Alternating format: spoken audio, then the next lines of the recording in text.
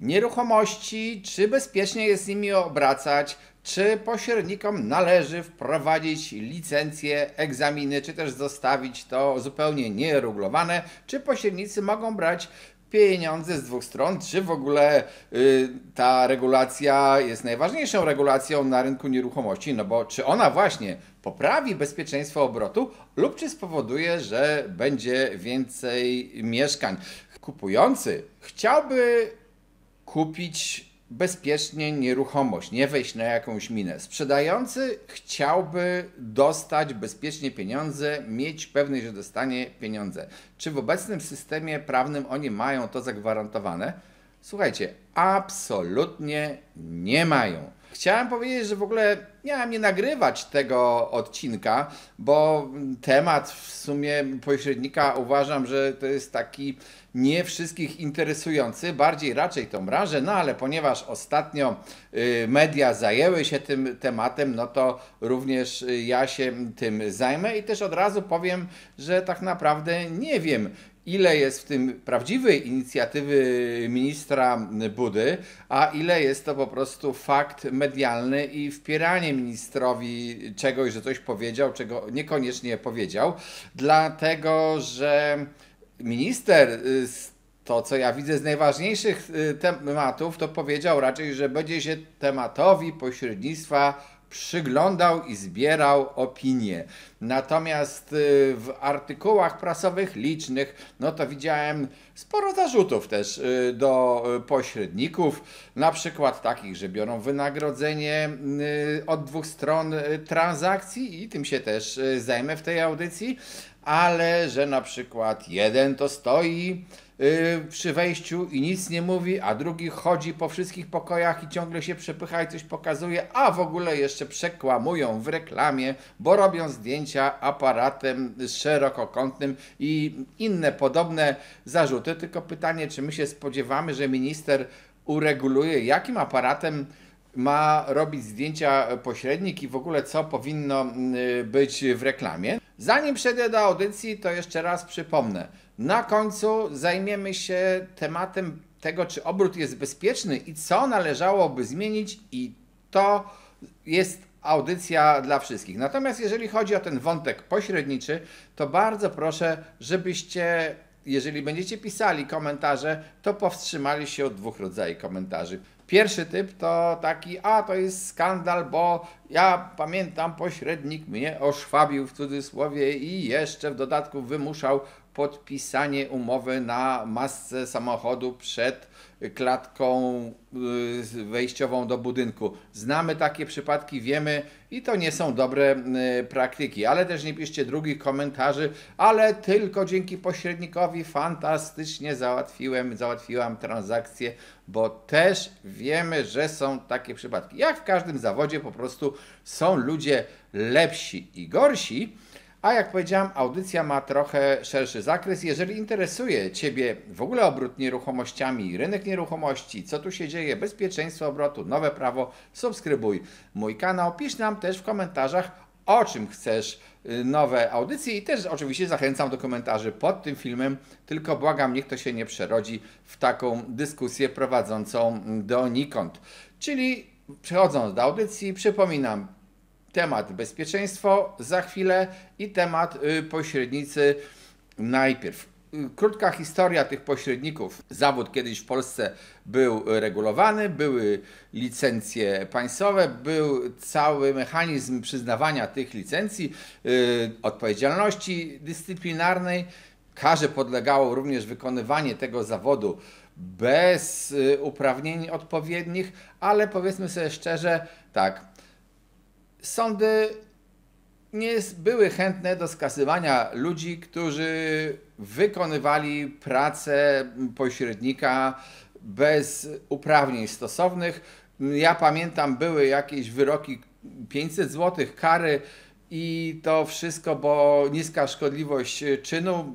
Były też oczywiście jacyś pośrednicy byli skazani za przestępstwa w obrocie, ale to w ogóle za przestępstwa, to podobnie tak jak są notariusze, którzy brali udział w jakiejś działalności przestępczej. Ale przecież to nie została skazana branża notariuszy, tylko jedna jakaś czarna owca w tym zawodzie, bo w każdym zawodzie zdarzają się czarne owce. Wtedy też te licencje przysługiwały osobom fizycznym i też było złą sprawą, szczerze mówiąc, że ten pośrednik mógł pracować, czyli pod nim mogło pracować wielu agentów pod jego nadzorem, ludzi bez licencji, bo często kończyło się uczciwie, trzeba powiedzieć, tym, że w zasadzie tego pośrednika z licencją to klient spotykał bardzo rzadko, a najczęściej miał do czynienia z tymi pomagierami, co nie zawsze sprawiało dobre wrażenie na klientach. Dzisiaj, a w zasadzie od 2014 roku, pośrednikiem w obrocie nieruchomościami jest firma. Firma to takie popularne określenie, ale rozumiemy przez tą firmę czy to przedsiębiorcę w jednoosobowej działalności gospodarczej, czy też na przykład spółkę prawa handlowego. Kogo zatrudnia taki przedsiębiorca, to już jest jego sprawa. Gdyby licencje miały być odnowione, może powinno się pomyśleć o tym, żeby zawód pośrednika stał się zawodem wolnym i też mieć do niego inne wymagania i o tym będzie właśnie w kontekście bezpieczeństwo, które, powtarzam, nie jest wcale takie pewne w obrocie nieruchomościami.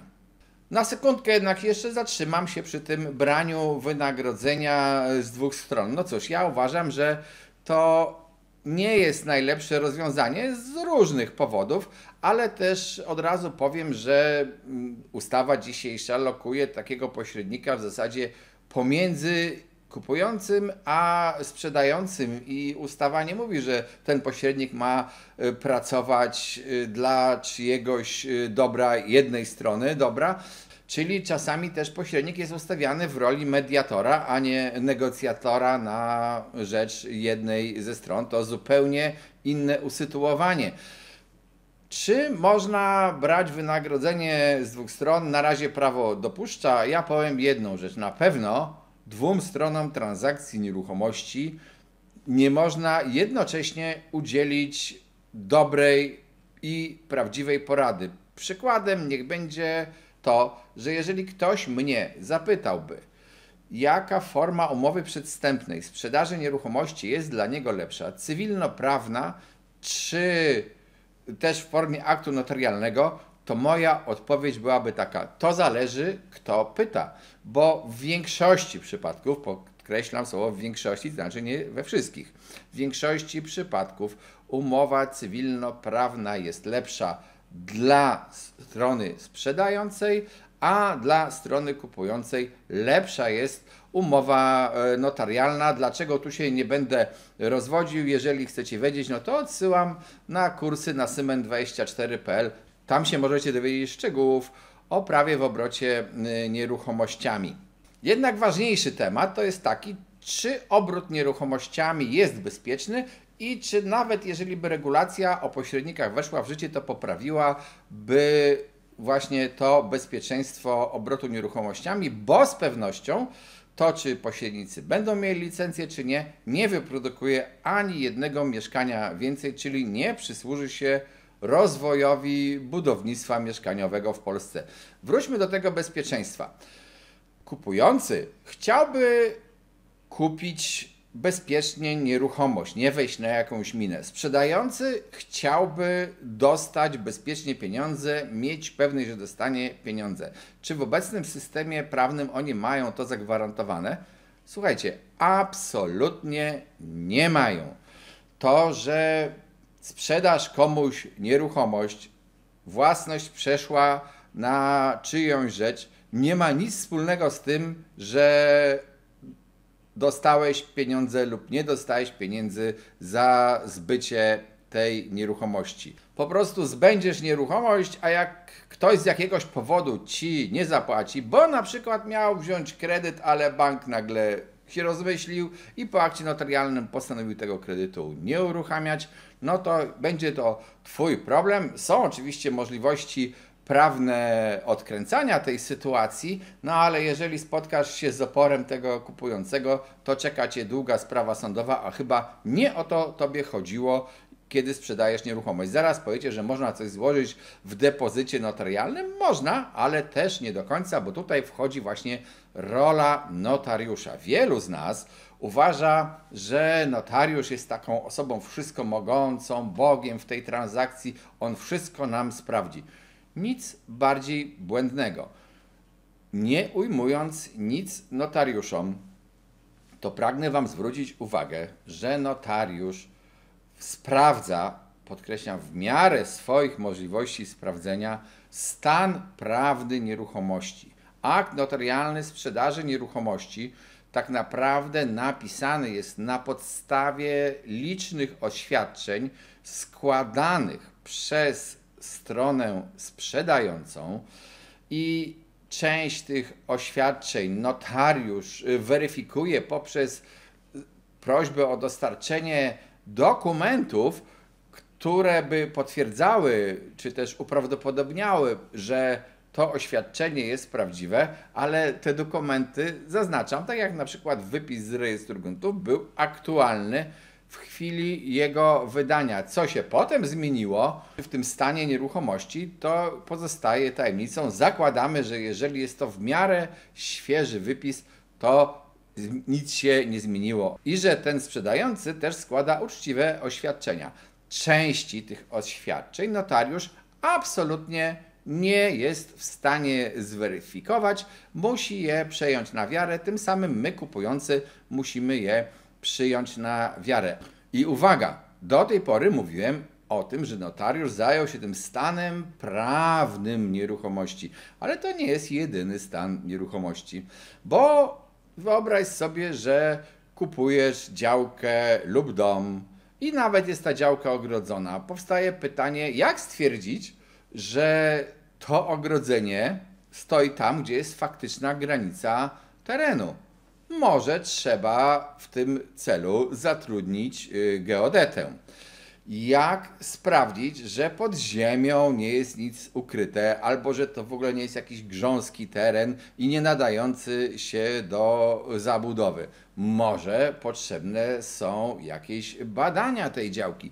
Jak sprawdzić, że stan techniczny budynku nie grozi wkrótce zawaleniem, że piwnice nie są zawilgocone, nie podchodzą wodą, bo zostały jakieś wykonane roboty, które to czasowo taką usterkę maskują. Jak to wszystko sprawdzić? Może trzeba jakiegoś fachowca, inżyniera zatrudnić. Jak sprawdzić, czy instalacja elektryczna w ogóle odpowiada normom? Znowu jakiś ekspert.